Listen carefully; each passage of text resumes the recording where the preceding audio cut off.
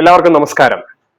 +1 അഡ്മിഷന് കാത്തിരിക്കുന്ന ഒരു കുട്ടിയുടെ രക്ഷകർത്താവാണോ നിങ്ങൾ എങ്കിൽ ഗ്രാൻഡ് മാസ്റ്റേഴ്സ് അക്കാഡമിയുടെ ഈ വീഡിയോ നിങ്ങൾക്ക് ഉള്ളതാണ്. ഗ്രാൻഡ് മാസ്റ്റേഴ്സ് അക്കാഡമി +1 അഡ്മിഷനുമായി ബന്ധപ്പെട്ട് കുട്ടികൾക്ക് വേണ്ട നിർദ്ദേശങ്ങൾ ഉൾപ്പെടുത്തി ഒരു വീഡിയോ സീരീസ് ചെയ്യുന്നു. അതിലെ അടുത്ത വീഡിയോ ആണിത്. കഴിഞ്ഞ വീഡിയോയിൽ കുട്ടികൾക്ക് കിട്ടുന്ന ബോണസ് പോയിന്റുകളെ പറ്റിയും ഒക്കെ നമ്മൾ സംസാരിച്ചു. ഇന്നത്തെ വീഡിയോയിൽ സബ്ജക്ട് കോമ്പിനേഷനുകളെ പറ്റിയിട്ടാണ് നമ്മൾ സംസാരിക്കുന്നത്. സയൻസ്, കൊമേഴ്സ്, ഹ്യൂമാനിറ്റീസ് ബാച്ചുകളിലായിട്ട് ഏകദേശം 45 സബ്ജക്ട് കോമ്പിനേഷനുകളാണ് നമുക്ക് ഉള്ളത്. നമുക്ക് പൊതുവെ അറിയാവുന്നത് biology science, computer science, computer commerce, maths commerce, humanities ഇങ്ങനെ മാത്രമേ നമുക്ക് പൊതുവായിട്ട് അറിയത്തുള്ളൂ. എന്നാൽ ഏകദേശം 45 സബ്ജക്ട് കോമ്പിനേഷനുകൾ ഉണ്ട്. നിങ്ങളുടെ കുട്ടിയുടെ ഇഷ്ടമനുസരിച്ച് ഏത് വേണമെങ്കിലും തിരഞ്ഞെടുക്കാവുന്നതാണ്. കൃത്യമായി തിരഞ്ഞെടുത്താൽ അവർക്ക് നല്ലൊരു ഫ്യൂച്ചർ ലഭിക്കുന്നതായിരിക്കും. ഇന്ന് നമ്മൾ സംസാരിക്കുന്നത് സയൻസ് വിഭാഗത്തിലെ സബ്ജക്ട് കോമ്പിനേഷനുകളെ പറ്റിയിട്ടാണ്. സയൻസ് വിഭാഗത്തിൽ തന്നെ ഏകദേശം നോക്കൂ, ഇത്രയും കോമ്പിനേഷനുകളാണ് നമുക്ക് ഉള്ളത്. അതില് ഇവിടെ ഞാൻ ആദ്യം രേഖപ്പെടുത്തിയിരിക്കുന്നത് സബ്ജക്ട് കോഡുകളാണ്. നിങ്ങൾ അഡ്മിഷൻ സമയത്ത് എൻ്റർ ചെയ്യേണ്ട കോഡുകളാണ്. രണ്ടാമത് അതിന്റെ കോമ്പിനേഷനുകളാണ് എഴുതിയിരിക്കുന്നത്.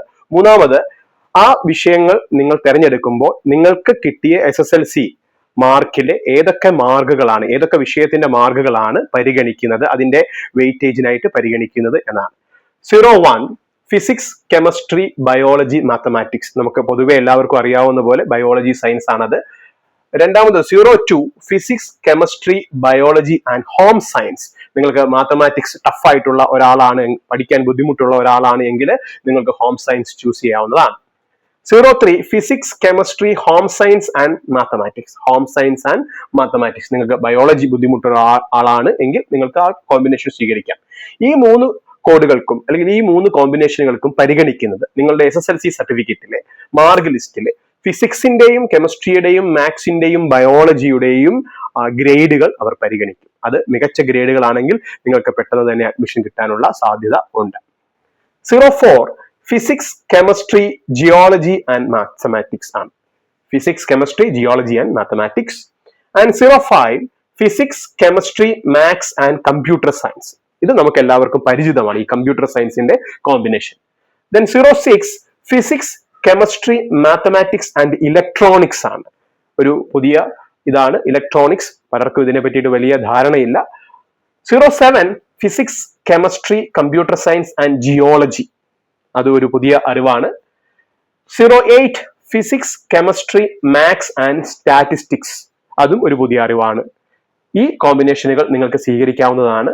നിങ്ങൾ അങ്ങനെ സ്വീകരിക്കുകയാണ് എങ്കിൽ നിങ്ങളുടെ SSLC സർട്ടിഫിക്കറ്റിലെ മാർക്ക് ലിസ്റ്റിലെ ഫിസിക്സിന്റെയും കെമിസ്ട്രിയുടെയും മാത്സിന്റെയും ഗ്രേഡുകൾ അവർ പരിഗണിക്കും. ഇതിന് 3നും A+ ഉണ്ട് എങ്കിൽ നിങ്ങൾക്ക് പെട്ടെന്ന് തന്നെ അഡ്മിഷൻ കിട്ടാൻ സാധ്യത ഉണ്ട്. ലാസ്റ്റ് കോമ്പിനേഷൻ 09 ആണ്. Physics, chemistry, biology and psychology. വളരെ അപൂർവമായിട്ടുള്ള ഒരു കോമ്പിനേഷൻ ആണ് സൈക്കോളജി. നിങ്ങൾക്ക് മാത്തമാറ്റിക്സ് ഒക്കെ പഠിക്കാൻ ബുദ്ധിമുട്ടുള്ള ഒരാളാണ് എങ്കിൽ നിങ്ങൾക്ക് സൈക്കോളജി സ്വീകരിക്കാം. അപ്പോൾ physics, chemistry, maths, biology SSLC സർട്ടിഫിക്കറ്റിലെ ഈ 4 വിഷയങ്ങളുടെയും ഗ്രേഡ് ഈ അഡ്മിഷന് വേണ്ടിയിട്ട് വെയിറ്റേജ് ആയിട്ട് പരിഗണിക്കുന്നതായിരിക്കും. അപ്പോൾ സയൻസ് ചൂസ് ചെയ്യുന്ന ആളുകൾ നിങ്ങളുടെ ഇഷ്ടമനുസരിച്ച് നല്ലൊരു കോഴ്സ് തിരഞ്ഞെടുക്കുക. മാത്സ് ഉപേക്ഷിക്കരുത് എന്നാണ് എൻ്റെ ഒരു അഭ്യർത്ഥന. കാരണം ഇനി നിങ്ങൾക്ക് മുന്നോട്ടുള്ള പല കോഴ്സുകൾക്കും ഫിസിക്സ്, കെമിസ്ട്രി, മാത്സ് ഈ 3 വിഷയത്തിന്റെ മാർക്കുകൾ, അതായത് നിങ്ങളുടെ +1ലെയും +2ലെയും മാർക്കുകളാണ് പരിഗണിക്കുന്നത്. ആ സമയത്ത് മാത്തമാറ്റിക്സ് ഇല്ലാതെ വന്നാൽ നിങ്ങൾക്ക് പല കോഴ്സുകളും തിരഞ്ഞെടുക്കാൻ പറ്റാത്ത ഒരു സാഹചര്യം ഉണ്ടാകും. So choose wisely. Okay, thank you so much.